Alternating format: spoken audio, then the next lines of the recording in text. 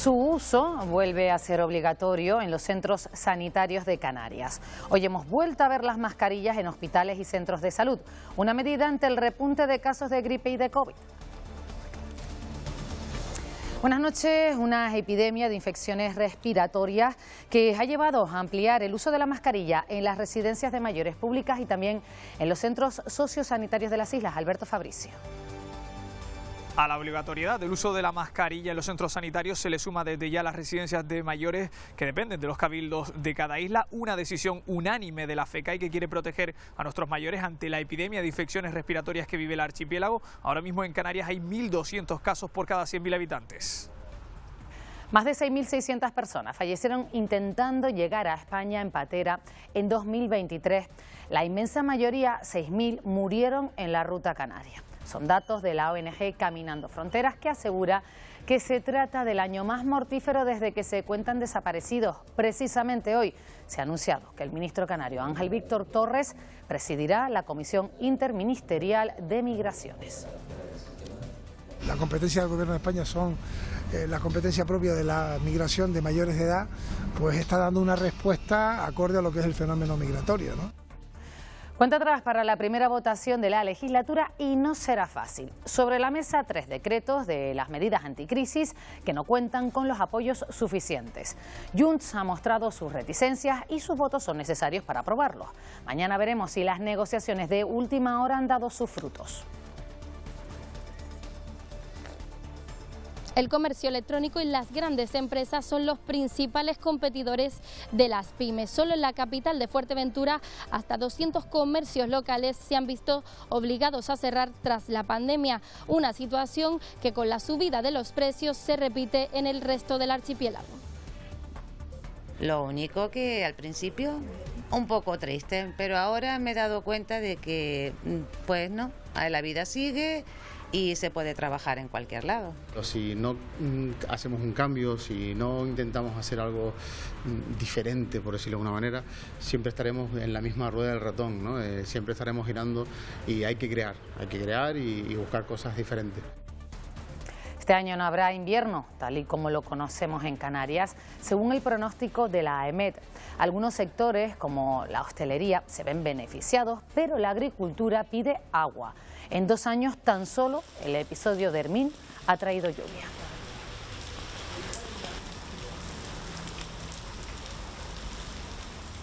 En Santa Cruz de Tenerife se han presentado a las 32 candidatas que aspiran a convertirse en reina del carnaval en las diferentes categorías. Han sido recibidas en el Salón de Plenos del Consistorio Chicharrero. 11 de ellas aspiran al trono adulto, 8 al de las mayores y 13 al título de reina infantil. Entre ellas un rostro conocido y que repite por tercera vez, Zaida Prieto.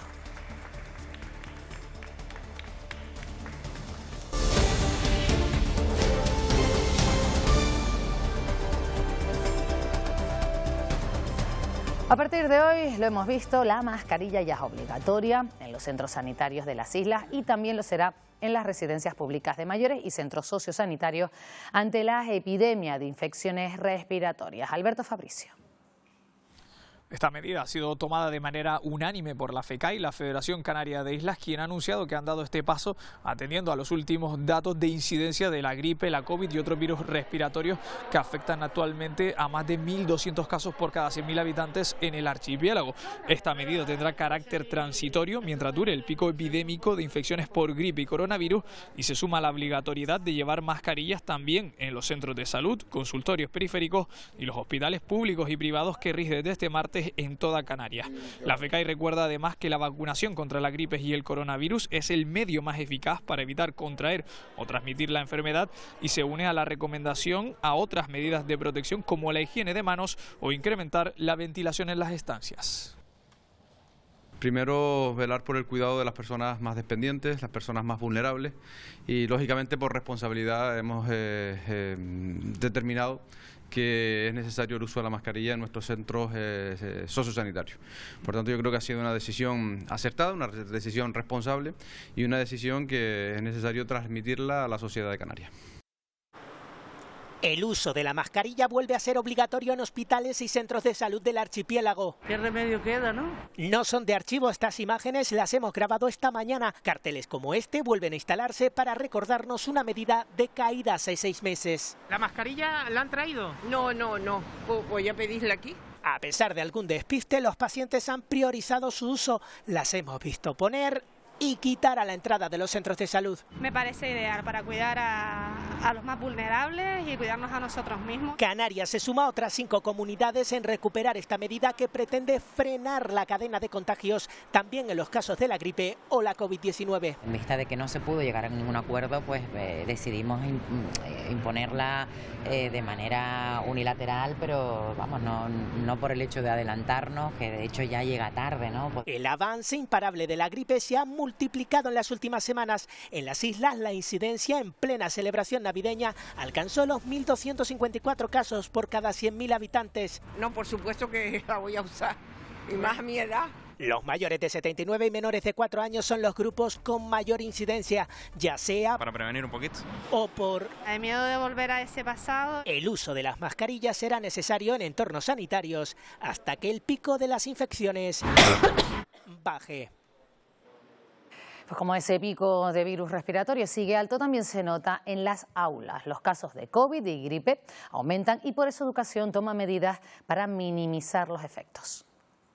La incidencia de gripe y COVID continúa disparada en Canarias. Yo, llevo 2, desde esta mañana dije al bolso. Hay que prevenir. Yo creo que debemos de ser solidarios. En la familia de mi hijo sí estuvieron muy mal, mucha fiebre. Con estos datos, los que van escapando se preguntan hasta cuándo. Hemos tenido un poco de cuidado, donde ves toser a alguien o en los supermercados te apartas un poco. Tenemos suerte hasta ahora, ya veremos a ver. Cifras que llevan a distintos servicios a tomar medidas. Ahora se suma Educación. La Consejería establece un plan para paliar el impacto de la gripe. Se va a aumentar el número de puestos de profesorado volante. El profesorado volante es aquel que cubre una zona geográfica específica cuando hay una necesidad o baja corta. Aumentaremos el número de días en los que hay nombramientos de profesorado para cubrir estas bajas. La incidencia mayor se encuentra en las franjas de edad. El grupo de 0 a 4 años, después el grupo de 85 años para arriba y volvemos a los niños de 4 años a 5 años. Es decir, que los niños son los que más se enferman y más contagian. Por eso los pediatras siguen insistiendo en la vacunación de los más pequeños. Y estamos en momento de vacunar. Yo animo desde aquí a todos los padres. Desde los 6 meses hasta los 5 años es gratuita y de administración intranasal. Vacunación para los más pequeños y también para las personas que pertenecen a grupos de riesgo. Es la recomendación de los expertos ante el aumento de contagios de gripe, gripe A y COVID. Incrementar la vacunación que estamos teniendo en relación a las coberturas vacunales en la población sensible a tener complicaciones severas por padecer la enfermedad, que son básicamente los mayores y los que tienen alguna enfermedad de base. Una medida que también debe estar acompañada de otra y que ya es una realidad, la obligatoriedad de la mascarilla en ámbitos altamente sensibles como los sanitarios. Donde evidentemente acuden muchos vulnerables a los cuales hay que reforzarles la idea de que tienen que llevar la mascarilla y al mismo tiempo a cualquier persona no vulnerable que también se la ponga para no infectar a los vulnerables que acuden a los centros de salud. Aunque expertos ven esta medida a tiempo parcial porque se espera que en marzo los contagios no sigan creciendo a este ritmo. Todo ello en un momento delicado porque los próximos días aparecerán nuevos casos que provienen de las fiestas de Navidad y la vuelta al cole. Vuelve la mascarilla, pero hay quienes ya la usaban a diario. Se ha convertido en un elemento más de nuestro nuevo día a día, pero su uso continuado puede llegar a afectar a la piel del rostro. Pensábamos que esta sería la última imagen que veríamos de las mascarillas, pero ante el repunte de enfermedades respiratorias vuelve su uso y con ella ciertas patologías dermatológicas. Dentro de esas cosas que uno va a tolerar mejor o peor va a ser la fricción mecánica, y una mascarilla puesta varias horas al día es una fricción mecánica continua. Que variarán dependiendo de nuestro tipo de piel. La expresión es muy variopinta dependiendo de la dermatosis que tenga de base, pero puede ser desde un eritema ligero hasta granitos, escozor, ardor ardor, picor, molestia, que puede incluso empezar por esta zona, pero después extenderse al resto de la cara. Por lo que se hace importante una rutina para su cuidado diario. Limpieza 2 veces al día, fotoprotector por la mañana y emolientes por la noche. Eso sí, nunca olvidar el protector solar aunque llevemos la mascarilla puesta. Aunque tengamos la mascarilla, el uso del fotoprotector en la zona del tercio inferior de la cara es importante. El uso que hacemos de las mascarillas puede ser crucial a la hora de evitar o minimizar problemas en la piel. Sanidad ha propuesto autorizar autobajas de 3 días para evitar la saturación de los centros de salud en plena epidemia de gripe y COVID.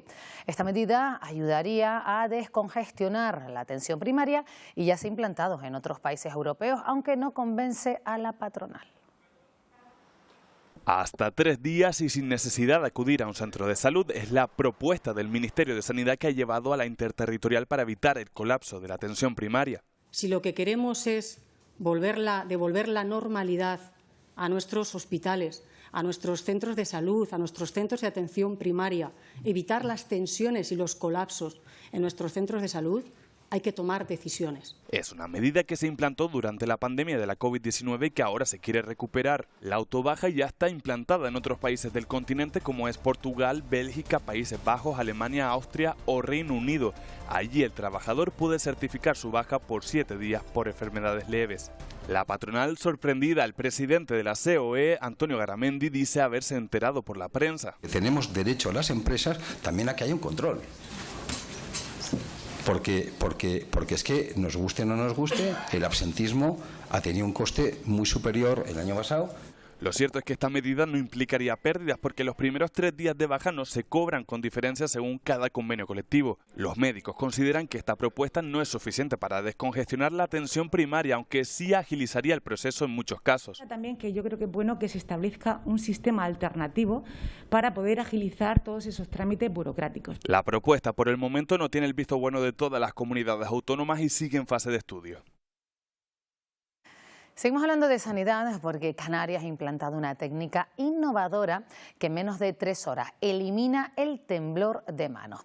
El tratamiento lo aplica el Hospital Dr. Negrín de Gran Canaria a través de ultrasonidos de alta intensidad. Ramón ha pasado casi toda su vida, dice, como si no tuviera mano derecha. Y vives con eso limitado y ahora de golpe de repente pues me ha crecido otra mano. Soy técnico, imagínate apretar un tornillo es imposible. Pues ahora ya puedo apretar un tornillo y puedo volver a ejercer mi profesión como antes.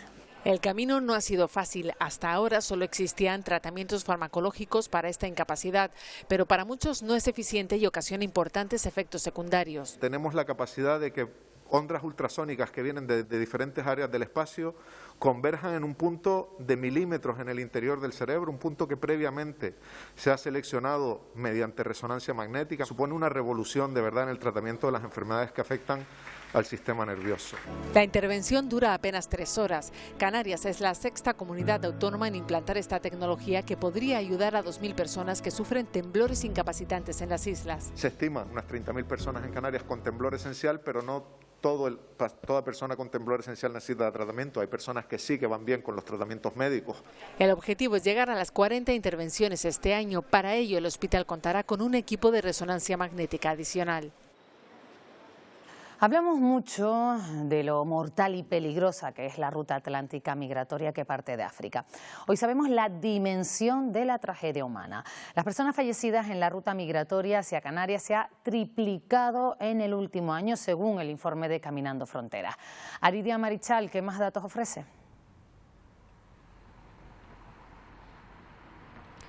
El monitoreo del derecho a la vida de Caminando Fronteras es claro y demoledor. Más de 6.000 personas han perdido la vida en la ruta canaria en 2023, muy por encima de otras rutas migratorias hacia España, como la del mar de Alborán, el Estrecho o la ruta argelina. El Atlántico vuelve a dejar claro que es letal.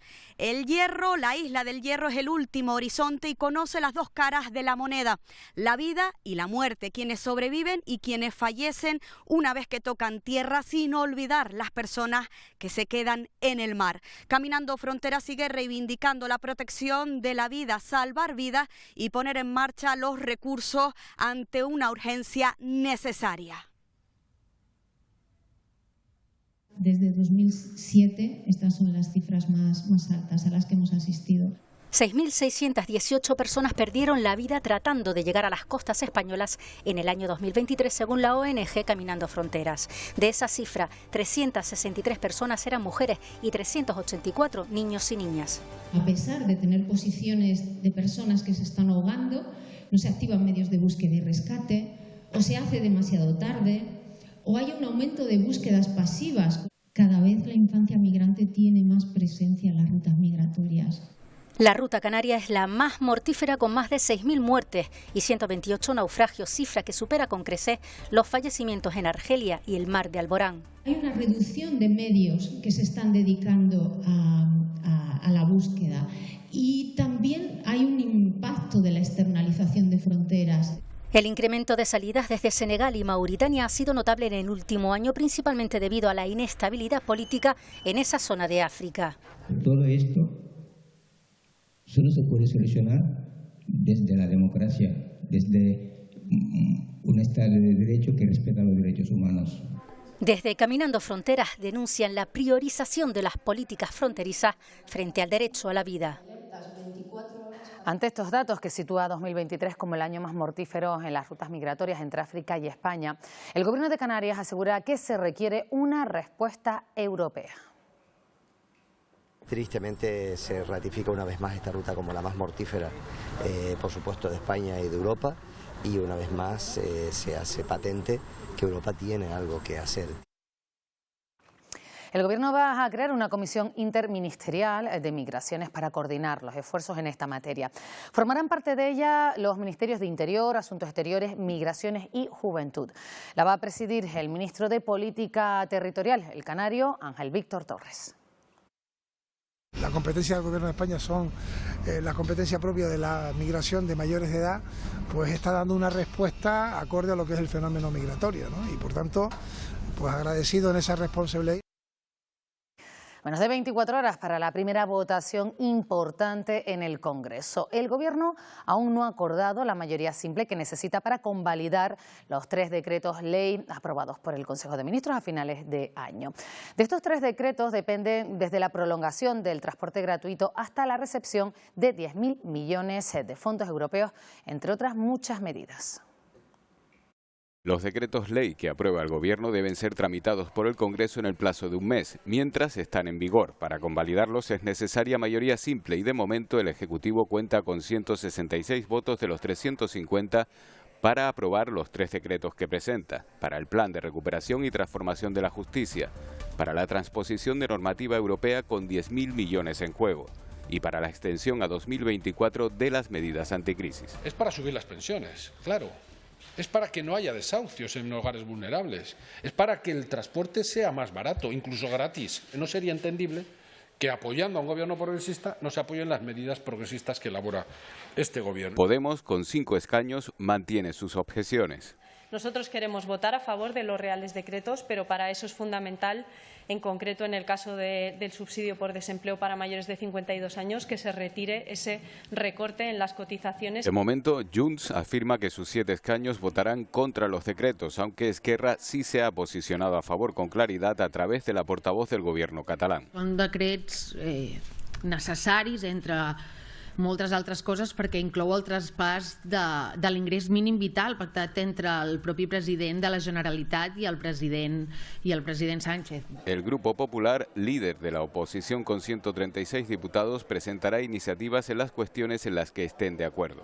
Presentando ante la Cámara iniciativas que ayuden a salvar aquello en lo que hemos pedido y estamos de acuerdo. Además de los 3 decretos, está previsto que el Pleno de esta semana vote las enmiendas a la totalidad presentadas por los grupos Popular y Vox a la proposición de ley de amnistía.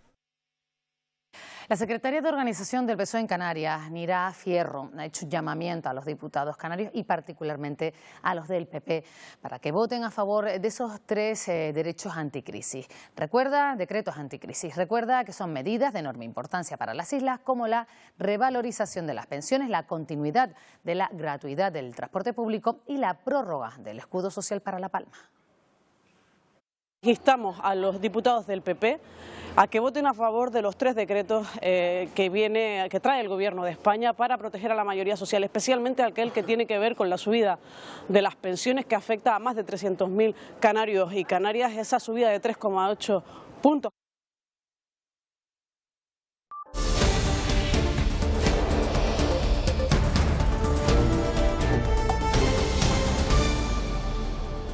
Khan Yunis y Rafat, las mayores ciudades del sur del asediado territorio palestino, han vuelto a ser blanco de intensos bombardeos esta mañana de martes.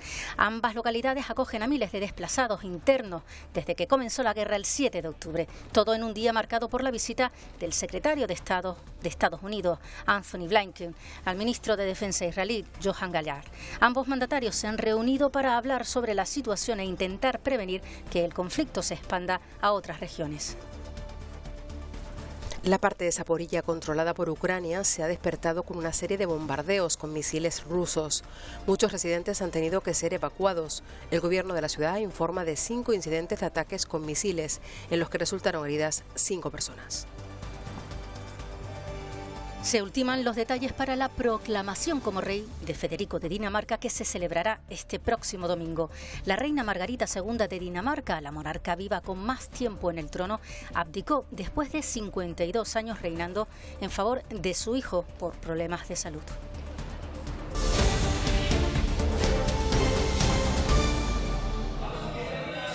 Un grupo de encapuchados armados ha tomado este martes las instalaciones de la cadena ecuatoriana TC Televisión en el norte de la ciudad de Guayaquil.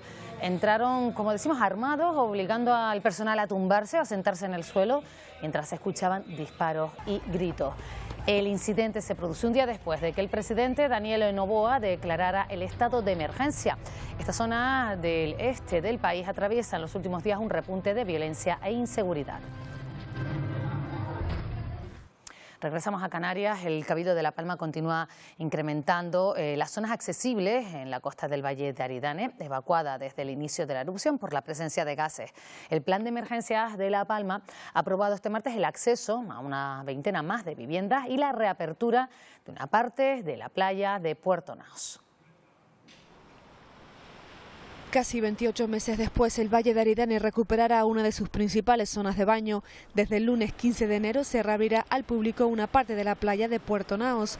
El acceso se regulará con un código QR que tendrán que solicitar también las personas que ya están residiendo en la zona. Por debajo del barranco de Los Hombres, hacia el sur, esa entrada va a estar regulada también con un QR que lógicamente nos va a permitir quién entra y quién sale de la misma. Y se permite la entrada en un horario determinado, en este momento desde las 11 de la mañana hasta las 6 de la tarde. También se ha aprobado el acceso a 20 nuevas viviendas de Puerto Naos y a las 2 primeras del barrio de La Bombilla. En el sur de la misma, en la zona alta, cerca de la Cruz, en la entrada sur de La Bombilla, de las cuales tenemos datos ya desde hace algunas semanas y que nos indican que esas personas, esas 2 viviendas concretamente, pueden hacerse uso de ellas con total seguridad. Con estas autorizaciones son ya 181 las viviendas accesibles, mientras se trabaja en el control de gases de los establecimientos comerciales que ofrecen servicios esenciales y que aún deberán esperar para su reapertura. Galicia, Asturias y Cantabria mantienen el nivel 2 de emergencia por el vertido de pellets. Estos microplásticos son más comunes de lo que creemos. Los expertos alertan de que, aunque convivamos con ellos en grandes cantidades, pueden suponer un riesgo para el medio ambiente. El pasado 8 de diciembre, el carguero Toconao perdió un contenedor lleno de alrededor de 1000 sacos de pellets cerca de Viana do Castelo. Varios días después, los microplásticos alcanzaron las costas de Galicia. Estos días han llegado también a Asturias y Cantabria ha declarado la preemergencia, mientras que el País Vasco la emergencia. Es la materia prima a partir de la cual se fabrican otro tipo de plásticos. Estas pellets que están llegando a la costa de Galicia son pellets de lo que llamamos polietileno, es decir, un plástico de baja densidad. Contiene a su vez también un filtro ultravioleta para evitar que la luz los degrade. Estos materiales no implican riesgo para la salud. En el medio ambiente pues puede tener un efecto, digamos, negativo a largo plazo. Sobre todo el peligro es que cuanto más se fragmenten, más dispersos estarán, a más organismos vivos pueden acabarlos ingiriendo. Para conocer si los pellets gallegos llegarán a Canarias es necesario modelizar la zona, aunque puede haber posibilidades. Que aparezca un pellet no quiere decir que sea de ese mismo vertido, porque en todas las playas normalmente hay pellets. En Canarias, en los últimos 3 años, pues de todos los microplásticos que llegan, sabemos que hemos tenido en torno a un 6% acaban en el mar de manera esporádica en algún momento y que pues constituyen parte habitual de los microplásticos que suelen llegar a nuestras playas. En 2021 en Sri Lanka se vivió una situación similar a la del norte de España, cuando el incendio de un carguero dejó gran cantidad de estos microplásticos en sus costas. En Lanzarote, las playas de Bastián y el Ancla de Costa Teguí se reabren tras 7 días cerradas. La inspección sanitaria de la zona da como resultado que el agua es apta para el baño. Las playas se habían cerrado tras identificar bacterias de aguas fecales provenientes de un emisario cercano. El Gobierno de Canarias se ha comprometido a que las 8 islas cuenten con agentes de la Policía Canaria esta legislatura.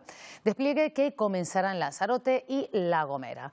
El anuncio lo hacía esta mañana el presidente de Canarias y la consejera de Seguridad durante la visita a las instalaciones de la Academia Canaria de Seguridad y el cuartel de la Policía Autonómica. Allí pudieron ver la formación de 110 agentes, el funcionamiento de la galería de tiro y el trabajo de los especialistas en delitos informáticos y de la unidad canina. El objetivo de esta legislatura en seguridad es, sin lugar a dudas, desplegar la policía en todas las islas a lo largo de estos 4 años. Empezaremos por, como hemos dicho ya, Lanzarote y La Gomera. Hemos querido visitar a los 110 agentes policía local unido a policía del Cuerpo General de la Policía Autonómica que se están formando. Creo además que uno de los bienes más preciados que tenemos en Canarias es nuestra seguridad. El comercio electrónico ha ido creciendo y el pequeño comercio lo tiene complicado para subsistir. Solo en la capital de Fuerteventura han cerrado a alrededor de 200 comercios en los 2 últimos años. Cristina González. La problemática parte de la subida de precios a la que se suma el auge del comercio electrónico. La compra online aumenta notablemente al tiempo que los autónomos encuentran mayores dificultades para poder hacer frente a los gastos. En zonas peatonales como esta, en la capital de Fuerteventura, cada vez son menos los autónomos que pueden mantener sus negocios abiertos. Solo aquí, y tras la pandemia, hasta 200 comercios locales se han visto obligados a cerrar, una situación que se repite también en otras islas. Mariola ha tenido que cerrar las puertas de su local pese a no querer. Lo hace después de más de 20 años trabajando en esta tienda en la calle La Rosa, en Santa Cruz de Tenerife. No hay comercio que aguante impuestos. Entre internet, online y los centros comerciales, pues el pequeño iremos poco a poco muriendo. Son muchos los que han tomado esta decisión en el archipiélago. Uno de los motivos principales del cierre de tiendas de barrio, la compraventa de internet que se ha disparado en los últimos tiempos. Es una situación bastante crítica. También la Navidad no ha sido de las mejores. La mayoría de los comercios han tenido menos venta que el año pasado. A pesar de esta situación, hay quienes han decidido darle una oportunidad al comercio local y abrir una nueva empresa. Es el caso de este punto oficial de venta de productos de estética ubicada en la capital tinerfeña, que ha abierto hace apenas una semana. He visto un poco la carencia de tener algo diferente el sector para los profesionales. El tema de las máquinas tendencia, el tema de máquinas personalizadas. Esperanza ante datos que preocupan al sector del comercio en las islas. Según el Ministerio de Trabajo, más de 400 autónomos bajaron las persianas de sus negocios en Canarias en 2022. El alquiler vacacional sigue su escalada en Canarias. Ya son casi 50.000 las viviendas de este tipo que hay en el archipiélago, el doble que hace 5 años. Las plazas superan incluso a la de los apartamentos. Está previsto que a principios de febrero esté ya redactado el borrador del nuevo marco legal que va a regular estos establecimientos alojativos turísticos. El boom de la vivienda vacacional sigue imparable en Canarias. En tan solo 5 años, la cifra de estos alojamientos se ha duplicado, pasando de los 25.000 hasta los casi 50.000. En La Palma, en La Gomera, en El Hierro y en La Graciosa, la forma de alojamiento principal ya es la vivienda vacacional. El incremento ha sido tan notable que la vivienda vacacional supone el 36% de la oferta alojativa en el archipiélago. Los hoteles continúan a la cabeza con el 46%. En La Oliva, donde predomina ya la vivienda vacacional, la ciudad de Las Palmas, el 64% de las plazas corresponden a esta modalidad. Sorprende sobre todo ese crecimiento en núcleos costeros frecuentados por residentes. Gran Canaria, pues Melenara o Arinaga o Agaete o el puertito de Guimar en Tenerife. Un vertiginoso incremento que, según el Ejecutivo canario, refuerza la necesidad de la puesta en marcha de la futura ley del uso turístico sostenible de la vivienda vacacional en Canarias. No es expulsar a nadie del mercado, sino realmente regular que la convivencia entre el sector turístico y el residencial se pueda dar y que no existan más zonas tensionadas por falta de vivienda en muchos núcleos turísticos. Está previsto que el borrador de ese nuevo marco legal vea la luz a principios de febrero. Este año no habrá invierno en Canarias, al menos tal y como lo conocemos según el pronóstico de la EMET. Las temperaturas serán más altas de lo habitual para esta época, algo que va a favorecer a la hostelería, principalmente a los negocios con terraza, pero que no es tan bueno para otros sectores como la agricultura. Tras registrar el año más cálido desde 1961, Canarias afronta los próximos meses sin invierno. Todas las estaciones del año van a ser más cálidas. Incluso los inviernos van a ser más cálidos de lo que es habitual. Las temperaturas primaverales características de Canarias se convierten en un verano largo y sin lluvias. El año pasado estuvo igual. De loco. Aquí está como tiene que estar. Este año ha sido súper caluroso. Presas en Gran Canaria el 14% y la agricultura mirando al cielo. Hay que regar con las reservas y esperar que no lleguen más olas de calor como la de agosto, que acabó con más de 5.000 kilos de aguacate en Meneguera. La agricultura es el sector más afectado por este cambio de clima, pero el turismo y la hostelería ven como estos meses la clientela agradece huir del frío. Para ellos es pues increíble, de hecho algunos se sientan y se quedan rezando al sol. Cuando hay más movimiento en la playa y tal, pues más gente viene a comer también. Y es que el factor del clima afecta directamente a la economía para bien o para mal. En el caso de la biodiversidad, la sequía y un año más sin invierno tiene consecuencias devastadoras.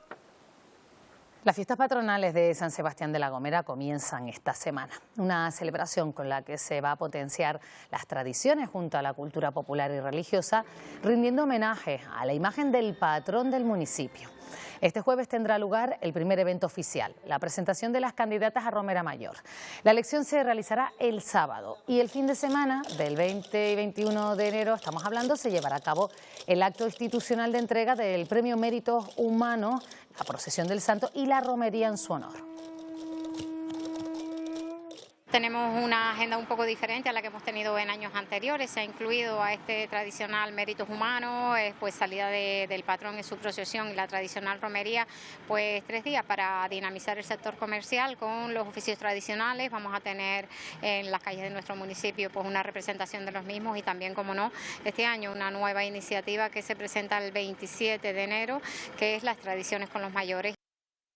Y en Santa Cruz de Tenerife cuenta atrás para el Carnaval 2024. Esta tarde, presentación de las candidatas a reina de estas fiestas.